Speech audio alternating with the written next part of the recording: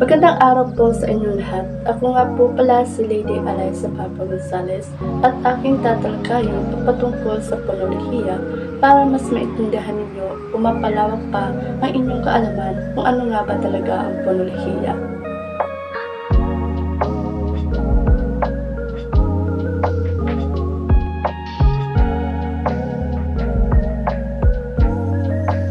Magandang araw po sa inyong lahat. Ako nga po pala si Candice Joy Locre at aking iuulat ang patungkol sa kahalagahan ng ponolohiya.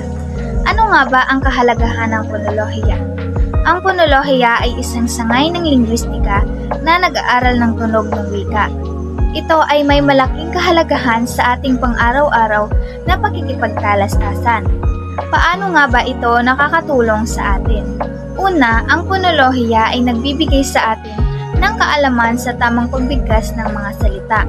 Kapag tama ang pagbigkas natin, mas madali nating maipahayag ang ating mga saloobin at ideya. Kaya napakahalaga ang tamang pagbigkas. Paano naman natin natututunan ang tamang pagbigkas? Sa pamamagitan ng pag-aaral ng ponolohiya, natututunan natin ang mga tunog na ginagamit sa wika. Ito ay nagpapalawak ng ating bokabularyo dahil natututunan natin ang tamang tunog na ginagamit sa iba't ibang salita. May iba pang kahalagahan ang ponolohiya. Ang ponolohiya ay nagtuturo rin sa atin ng mga varyasyon sa tunog ng wika. Ito ay nagpapakita ng pagkakaiba-iba ng pagbigkas ng mga salita sa iba't ibang mga rehiyon o grupo ng tao.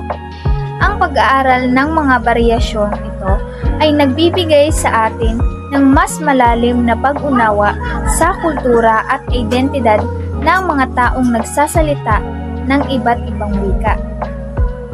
Kaya may mga pagkaiba-iba sa pagbigkas ng mga salita.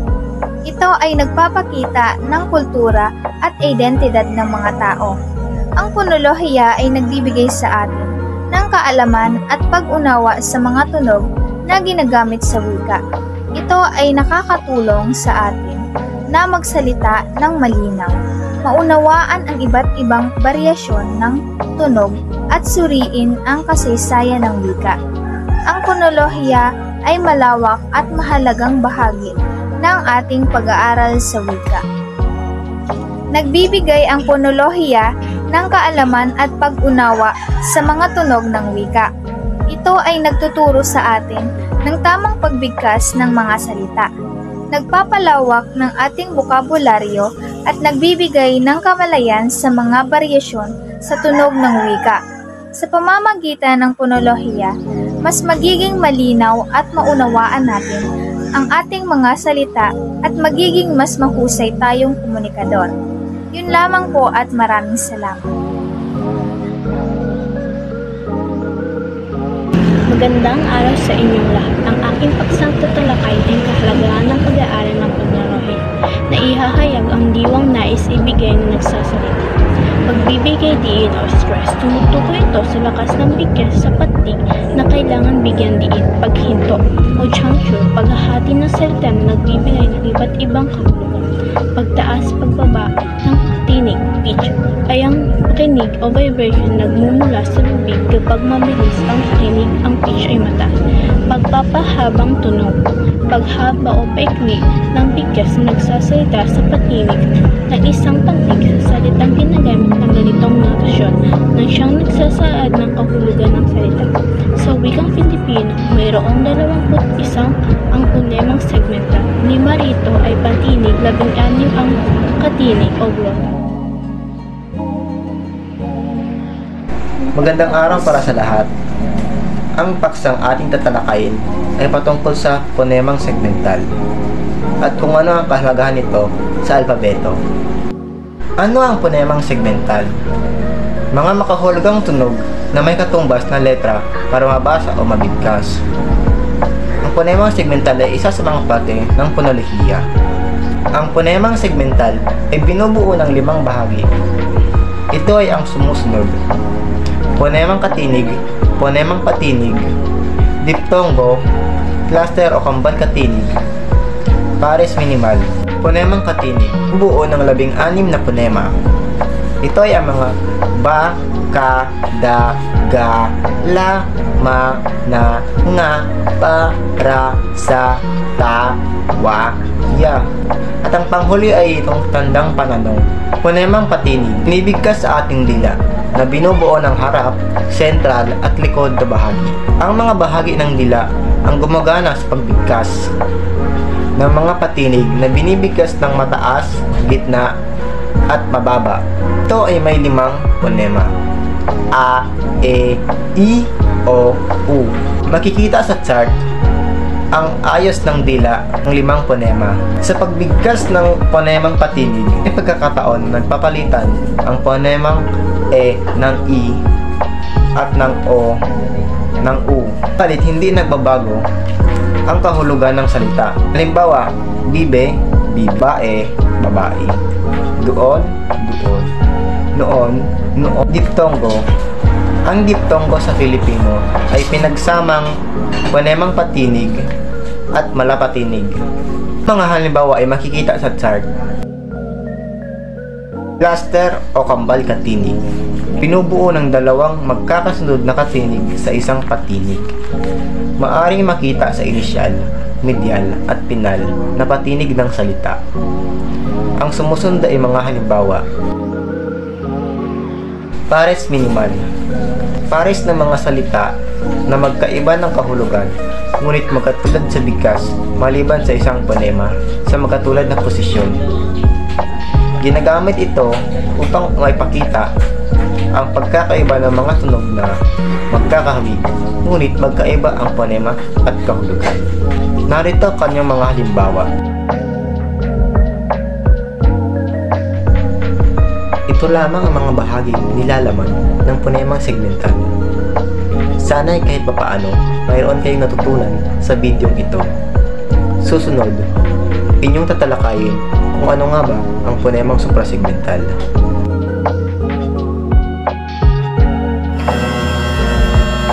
Magandang araw po sa inyong lahat. Bago po ako magsimula ng aking iuulat, ako po muna ay magpapakilala. Ako nga po pala si Casey Marigalang at ang aking paksang iuulat ay tungkol sa ponemang suprasegmental. Ano nga ba ang ponemang suprasegmental? Ang ponemang suprasegmental daw ay isang makahulugang tunog.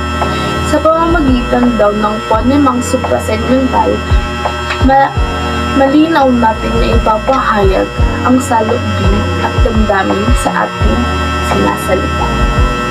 Sa pakikipagtalastasan daw, ay matutukoy natin ang kahulugan, layunin o intensyon ng nagpapahayag o nagsasalita sa pamamagitan ng diin, tono at antala sa pagbibigkas at pagsasalita natin.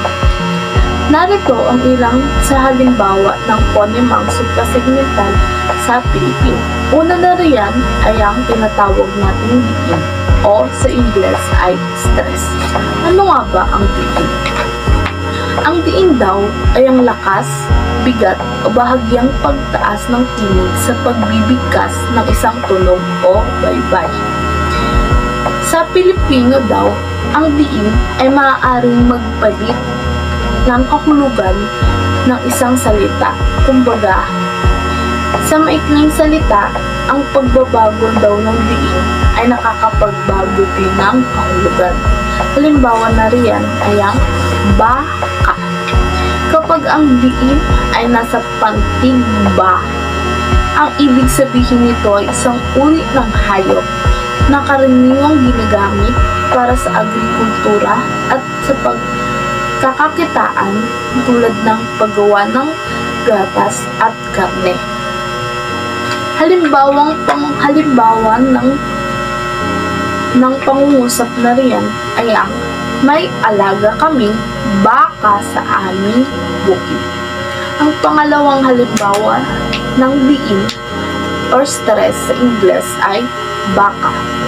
Kapag walang partikular na diin o pantay ang bigkas sa parehong panting baka, ang ibig sabihin nito ay maaari o o marahil isang salitang ginagamit para ipahayag ang posibilidad o hindi katiyakan. Halimbawang pangungusap ay ang baka umulan mamaya kaya't magdala ka ng payo. Ang pangalawang halimbawa ng ponemang suprasegmental ay ang tono o sa Ingles ay pitch. Ano nga ba ang tono?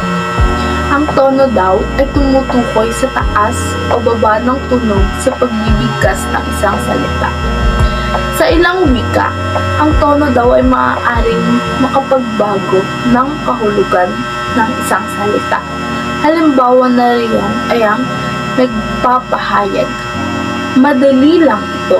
Sa halimbawang ito, ang tono o pitch ay pantay o pababa sa dulo. Ito ay isang pahayag na nagsasabing madali lang ang isang bagay o sitwasyon. Ang tono ay karaniwang neutral at diretso na nagpapakita ng katiyakan. Ang pangalawang halimbawa ng tono ay ang nagtatanong. Madali lang ito? Sa halimbawang ito, ang tono o pitch ay taas ng dulo sa pangungusap. Ito ay nagpapahiwatig na ang pahayag ay isang tanong at hindi katiyakan. Ang taas ng tono sa dulo ay nagbibigay ng indikasyon na inaasahan ng nagsasalita ang isang tugon. Ang pangatlong halimbawa ng ponemang suprasegmental ay ang antala o sa Ingles ay tinatawag natin juncture. Ano nga ba ang antala o juncture? Ang antala daw ay tumutukoy sa saglit na pagpigil o paghinto sa isa pagsasalita. Ito daw ay isang makakatulong sa pagbibigay linaw sa kahulugan ng isang pangungusap. Lalo na sa sitwasyon na magkakaiba ang kahulugan, depende na lang sa ilalagay ang paghinto. Halimbawa na riyan ay ang hindi siya si Juan. Sa pangungusap na ito, walang antala o post. Ang pangungusap ay nagpapahiwatig na ang taong tinutukoy ay hindi si Juan. Ito ay diretsyong pahayag na naglalayong itama ang maling pagkakakilala. Hindi siya si Juan. Sa pangungusap na ito, may antala pagkatapos ng salitang hindi. Ang antala ay nakakapagbago ng kahulugan ng pangungusap.